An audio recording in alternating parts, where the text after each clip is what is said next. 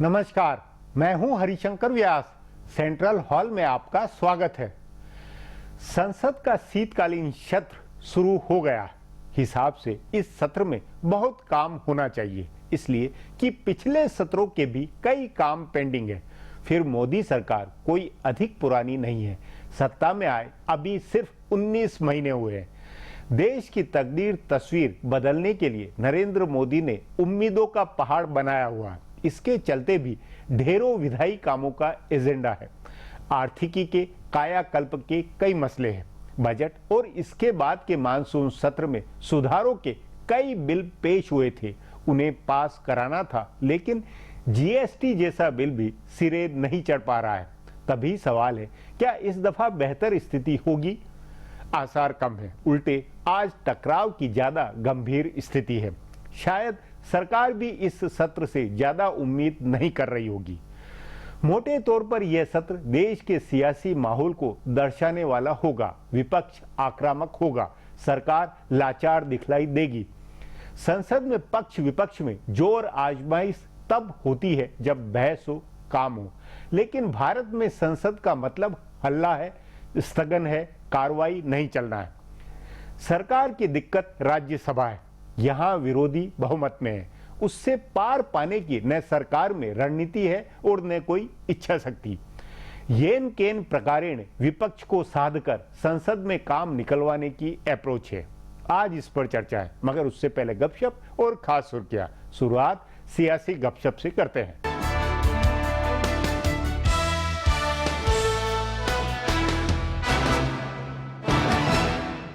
BJP के parliamentary मैनेजरों ने ऐवान के सरमाई इजलास से पहले कई इलाकाइयों को पटाया है। इसके लिए पार्टी ने अपने सियासी मफाद को भी छोड़ा है, ताकि इलाकाइयों को इस्लाहात के अहम बिलों पर एक साथ लाया जा सके। बीजेपी ने मगरबी बंगाल में धीरे धीरे खुद को लड़ाई से बाहर किया और इसका नतीजा है कि तृणमूल कांग्रेस के साथ कामकाजी रिश्ते बहाल हो गए हैं। तभी ऐवान बाला में अदम बर्दाश्त के मसले पर तृणमूल कांग्रेस ने सीपीएम के मोहम्मद सलीम की मुखालफत की। सीपीएम के साथ वैसे भी तृणमूल का सीधा झगड़ा है, इसलिए जब सलीम ने राजनाथ सिंह को निशाना बनाया तो सौगत राय ने खड़े होकर कहा कि इसके लिए पहले नोटिस नहीं दिया गया था। इस मसले पर जब सौगत राय दोबारा कुछ कहने के लिए खड़े हुए तो कल्याण बनर्जी ने उनको खींचकर बैठा दिया। बीजू जनता दल के साथ भी बीजेपी की हमआहंगी बहाल हुई और तभी उसके रहनुमा भर्तृहरि मेहताब ने ऐवान बाला में मोहम्मद सलीम के इल्जामात पर राजनाथ सिंह का दिफा किया। बीएसपी सदर मायावती ने दो टूक अंदाज में जीएसटी की हिमायत कर दी है। हालांकि अदम बर्दाश्त के मसले पर उन्होंने हुकूमत को निशाना बनाया, लेकिन जब जीएसटी की हिमायत की तो बीजेपी अराकीन पार्लियामेंट ने मेज थपथपाकर उनका खैर मकदम किया। समाजवादी पार्टी की खामोशी से और बाज़ाब्ता तौर पर दोनों तरह की हिमायत हुकूमत को मिली हुई है और बताया जा रहा है कि शरद पवार की पार्टी एनसीपी भी हुकूमत का साथ देगी।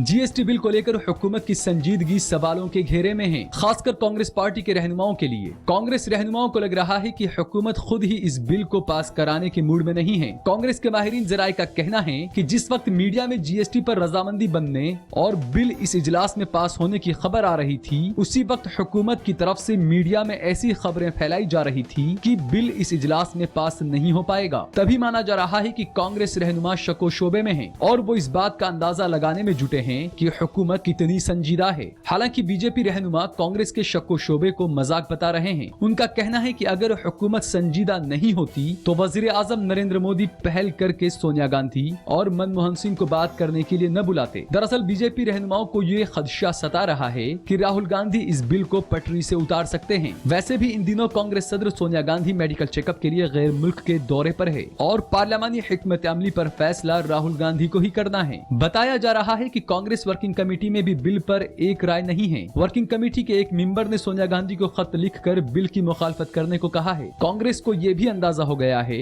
कि सभी इलाकाई पार्टियां बिल की हिमायत में नहीं हैं। अन्ना डीएमके के अराकीन पार्लियामेंट ने बिल की मुखालफत की है, इसलिए कांग्रेस भी कोई वादा नहीं कर रही है।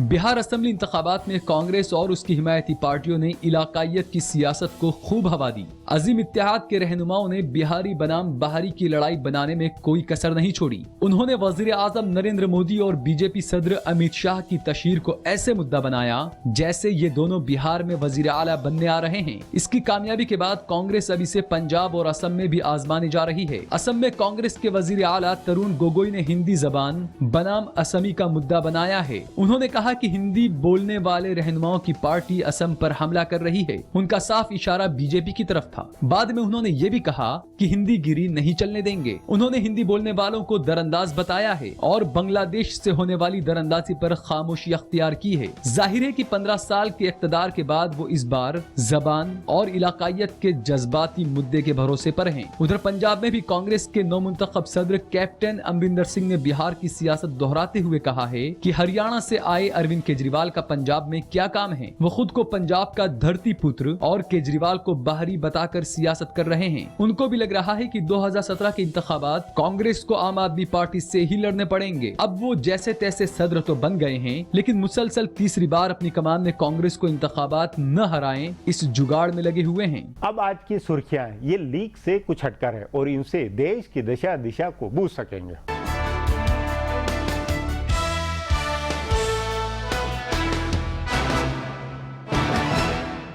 आईन और अदम रवादारी पर चल रही बहस में आज वजीर आजम नरेंद्र मोदी और कांग्रेस के नायब सदर राहुल गांधी ने भी खिताब किया। पेरिस में क्लाइमेट चेंज सरबराह इजलास से आज ही वतन वापस लौटे नरेंद्र मोदी ने राज्यसभा में चल रहे आईन पर बहस में हिस्सा लेते हुए कहा कि हमारे यहाँ आईन ही हमारा मशाले राह है। हमारे लिए आगे बढ़ने के लिए रास्ता हमारा आईन ही है। मोदी ने कहा कि आने वाली नस्लों को भी हमें आईन से रोशनास कराना होगा। आईन एक सवाल होना चाहिए। उन्होंने कहा कि तू मैं से मुल्क नहीं चलता है, बल्कि साथ साथ चलने से मुल्क चलता है। आईन हमें तू और मैं की जबान से बाहर निकाल सकता है। लोकसभा में कल शुरू हुई अदम रवादारी पर बहस में हिस्सा लेते हुए राहुल गांधी ने मरकजी हुकूमत पर शदीद हमला बोला। राहुल गांधी ने कहा कि मरकजी हुकूमत के वजीर वीके सिंह दलित बच्चों का मुआवजा कुत्ते से करते हैं, आईन को चैलेंज करते हैं, फिर भी मुल्क के वजीर आजम कुछ नहीं करते हैं। ऐसा शख्स वजीर बना हुआ है। राहुल ने कहा कि अखलाक मारा गया क्योंकि वो मुसलमान था। वजीर आजम अखलाक की मौत पर खामोश रहे। राहुल ने कहा कि कलबुर्गी और दाभोलकर को मार दिया गया, लेकिन हमारे वजीर आजम की खामोशी खत्म नहीं हुई। राहुल ने कहा कि मुल्क में बढ़ती अदम रवादारी पर अवाम अब बेदार हो चुकी है।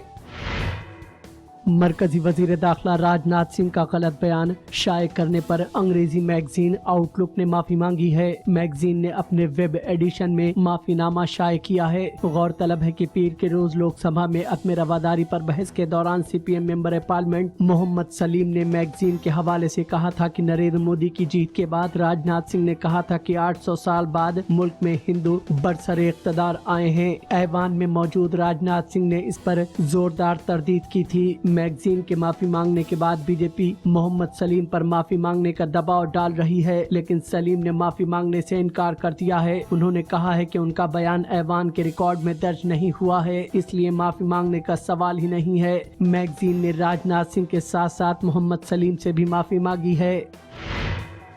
साबिक मरकजी वजीर और कांग्रेस के सीनियर रहनुमा पी चिदम्बरम के बेटे कार्ति चिदम्बरम की कंपनियों पर इनकम टैक्स महकमा और ईडी ने आज छापेमारी की। चेन्नई में वाक़े एडवांटेज स्ट्रेटेजिक कंसल्टिंग कंपनी के ऊपर छापा मारा गया। कार्ति चिदम्बरम पहले इस कंपनी से जुड़े रहे हैं। इसके अलावा कुछ और कंपनियों के दफातर पर छापे मारे गए। इससे कबल ईडी ने एयरसेल मैक्सिस केस से जुड़ी कंपनियों के 2 डायरेक्टर्स को नोटिस जारी किया था। इनकम टैक्स महकमा और ईडी के छापे के बाद पी चिदम्बरम ने हुकूमत को खबरदार करते हुए कहा है कि वो सीधे उन्हें निशाना बनाएं। चिदम्बरम ने कहा है कि वो हुकूमत के बदनीयत इरादे के लिए तैयार हैं। वो और उनका खानदान इसका सामना करेंगे।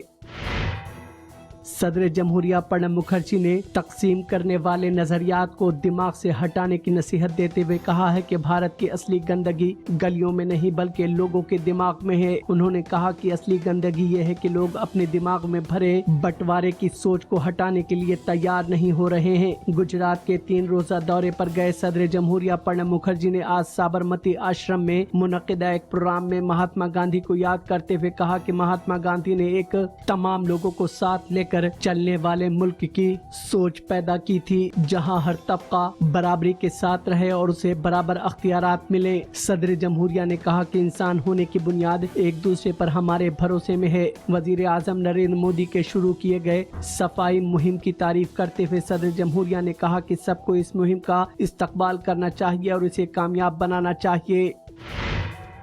लोकपाल तहरीक का चेहरा रहे अन्ना हजारे ने दिल्ली हुकूमत के बनवाए जन लोकपाल बिल पर अरविंद केजरीवाल को मशवरा दिया है। उन्होंने लोकपाल की तकर्री करने वाली कमेटी में 2 और अरकान रखे जाने के लिए कहा है। अन्ना हजारे ने कहा है कि लोकपाल की तकर्री कमेटी में 4 के बजाय 6 अरकान होने चाहिए। उन्होंने कहा कि हाई कोर्ट से सुबुकदोश एक जज और एक जानी मानी शख्सियत को कमेटी में रखा जाना चाहिए। केजरीवाल के पेश किए गए बिल में 4 अरकान हैं, जिनमें से 3 सियासी लीडर हैं और इनमें से भी 2 सरकारी फरीक से हैं। केजरीवाल के 2 करीबी साथियों कुमार विश्वास और संजय सिंह ने रालेगढ़ सिद्धि में अन्ना हजारे से मुलाकात की, जहां उन्होंने ये मशवरा दिया है।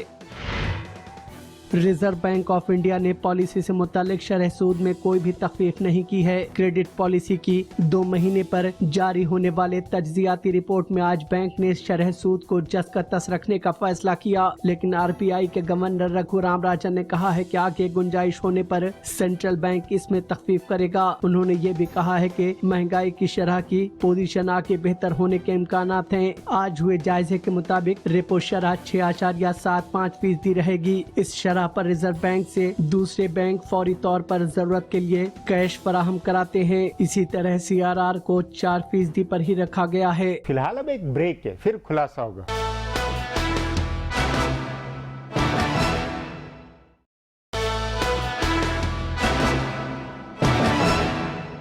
प्रधानमंत्री नरेंद्र मोदी और उनकी सरकार को यदि कोई ब्रेक लगा हुआ है तो वह संसद का है।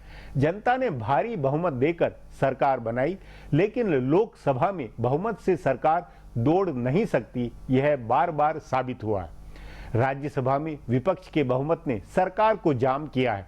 इसका कोई समाधान भी नहीं है। इस पर आगे चर्चा करें, उससे पहले देखें मेरा यह खुलासा।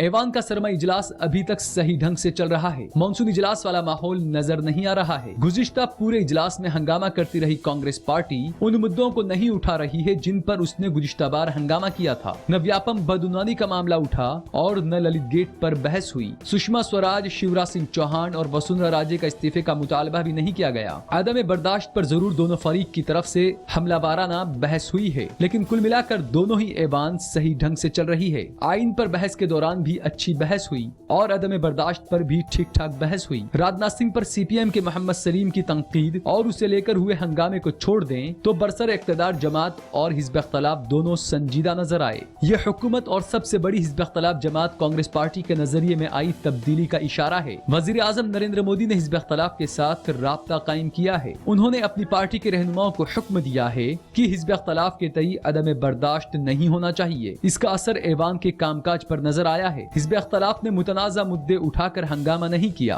और कार्रवाई मुलतवी कराने की कोशिश नहीं हुई है, लेकिन ये हम आहंगी पॉलिसी साज मसलों पर बनी रहने वाली नहीं है। आम बहस और बहस के दौरान हुकूमत और हिज़्ब इख्तिलाफ के बीच हम आहंगी है, लेकिन GST बिल या तहवील आराजी कानून या दूसरे इक्तसादी इस्लाहात से जुड़े कई बिलों पर हुकूमत को हिज़्ब इख्तिलाफ की हिमायत मिलती हुई नजर नहीं आ रही है। तहवील आराजी बिल पर गौर के लिए बनी ज्वाइंट पार्लियामानी कमेटी की मियाद बढ़ाई गई तो हिज़्ब इख्तिलाफ ने इस पर सवाल उठाए हैं और हुकूमत से अपना रुख साफ करने को कहा है। गौरतलब है कि SS अहलुवालिया की सदारत वाली ज्वाइंट पार्लियामानी कमेटी को सरमाई इजलास के पहले हफ्ते में अपनी रिपोर्ट सौंप देनी थी, लेकिन इससे पहले ही वजीर आजम नरेंद्र मोदी रेडियो पर अपने मन की बात प्रोग्राम में कह चुके हैं कि हुकूमत काश्तकारों के मफाद में तहवील आराजी बिल पर मुआहदा कर रही है। इसलिए हिज़्ब इख्तिलाफ चाहता है कि हुकूमत इस पर अपना रुख साफ करे। इसी तरह GST पर गौर करने के लिए वजीर आजम नरेंद्र मोदी ने कांग्रेस सदर सोनिया गांधी और साबिक वजीर आजम मनमोहन सिंह को बुलाकर बात की, लेकिन कोई नतीजा निकलता नजर नहीं आ रहा है। जाहिर है हुकूमत के लिए सबसे बड़ा चैलेंज ये है कि कानूनी कामकाज हो। गुज़िश्ता 1.5 साल से इक्तसादियात के हालात सुधारने के लिए जूझ रही हुकूमत के लिए जरूरी है कि लंबे अरसे से अटके पड़े इक्तसादी इस्लाहात से जुड़े बिल पास हों, लेकिन अगर हिज़्ब इख्तिलाफ जरूरी बिलों को नहीं पास होने दे तो हुकूमत मुश्किल में फंसेगी। ऐवान बाला में मुकम्मल अक्सरियत के बावजूद हुकूमत का बिल बिल नहीं पास करा पाना एक बड़ी परेशानी है। हिज़्ब इख्तिलाफ ने ऐवान बाला में अक्सरियत का इस्तेमाल हुकूमत को झुकाने के लिए किया है। हिज़्ब इख्तिलाफ एक तरफ तो ये दिखा रहा है कि वो ऐवान को सही ढंग से चलाने की हिमायत में है और दूसरी जानिब कानूनी कामकाज में अड़ंगा लगाकर हुकूमत के एजेंडे को नाकाम भी कर रहा है। ऐवान के सरमाई इजलास में हिज़्ब इख्तिलाफ के इस रवैये से निपटना हुकूमत और बीजेपी के पार्लियामानी मैनेजरों के लिए एक बड़ा चैलेंज साबित होगा। अब एक ब्रेक है, उसके बाद संसद के शीतकालीन सत्र की संभावनाओं पर चर्चा करेंगे।